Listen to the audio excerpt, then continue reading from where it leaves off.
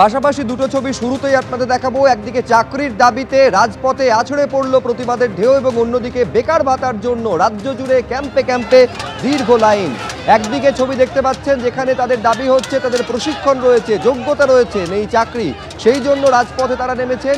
আর অন্যদিকে বেকার ভাতার জন্য ফর্ম তুলতে দীর্ঘ লাইন লক্ষ্য করা যাচ্ছে রাজ্য জুড়ে।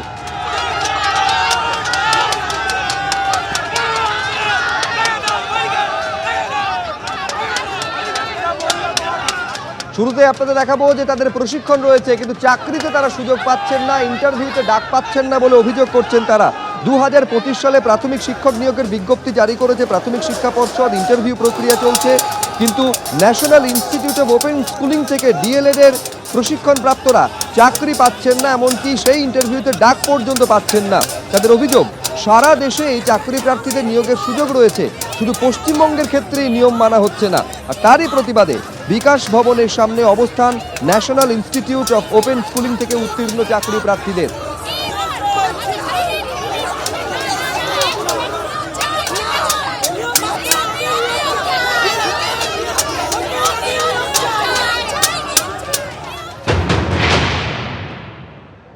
দফা 1 গৌতম পলের পদত্যাগ, তার কারণ আছে, কারণ সুপ্রিম নির্দেশ স্পষ্ট থাকা সত্ত্বেও আজ আমরা 1233 জন বঞ্চিত। আজ 2025 চলমান ইন্টারভিউতে আমাদের ছোট ছোট ভাই বোনদেরকে ঘাড় ধরে ধাক্কা দিয়ে বের করা হচ্ছে। আমরা ভাতা নয়, চাকরি চাই। সব রাজ্যে এনআইএস থেকে ডিএলএড করা স্টুডেন্টদেরকে চাকরি দেওয়া হয়ে গিয়েছে। সুপ্রিম কোর্ট থেকে আমাদের জাজমেন্ট ছিল, মাননীয় সিজিআই এক্স সিজিআই যিনি ছিলেন বিআর গাভাই স্যার আমাদের 3 মাসের মধ্যে নিয়োগ দিতে বলেছে। সেখানে আমাদের পর্ষদ পালবাবু আমাদেরকে কিছুতেই মানতে চাচ্ছেন না। বিহার, উড়িষ্যা, ঝাড়খণ্ড, ইভেন উত্তরাখণ্ডও স্যার সেখানে অ্যাপয়েন্টমেন্ট দিয়ে দিয়েছে। আমাদেরকে এরকম হেনস্থা করা হচ্ছে, শুধু হেনস্থা নয়, আমাদেরকে অপমান করে ইন্টারভিউ টেবিল থেকে বাদ দেওয়া হয়েছে, কল লেটার ইস্যু করা হয়েছে। তা সত্ত্বেও স্যার উইদাউট এনি রিজন, কোনো নোটিফিকেশন ছাড়া আমাদেরকে গৌতম বাবু বলছে ঘাড় ধাক্কা দিয়ে এদেরকে বের করে দাও। তাহলেও আমরা জিজ্ঞাসা করতে চাই স্যার, উনি কি সংবিধানের ঊর্ধ্বে? আপার প্রাইমারি চাকরি প্রার্থীরা তারা পর্যন্ত আজকে রাজপথে হাঁটলেন। ডোরিনা ক্রসিং এর ছবি আপনারা দেখতে পাচ্ছেন যেখানে রাস্তায় বসে পড়ে বিক্ষোভ দেখালেন তারা।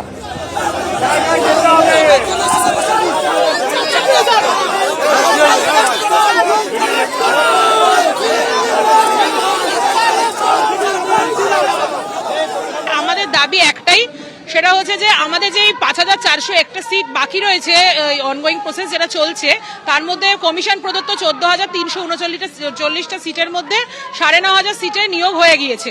এখন 5401টা সিট বাকি আছে। আমরা শহীদ মাতঙ্গিনী হাজরার মূর্তির পদতলে প্রায় 200 থেকে 250 জন ক্যান্ডিডেট রয়েছি।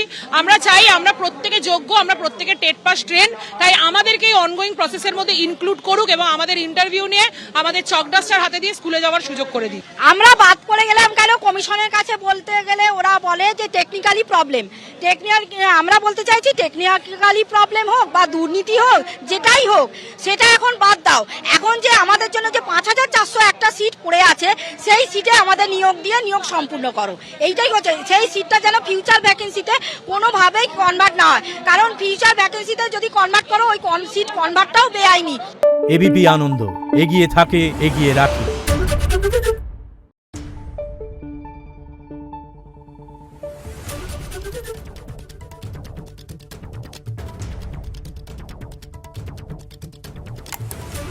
Thank you.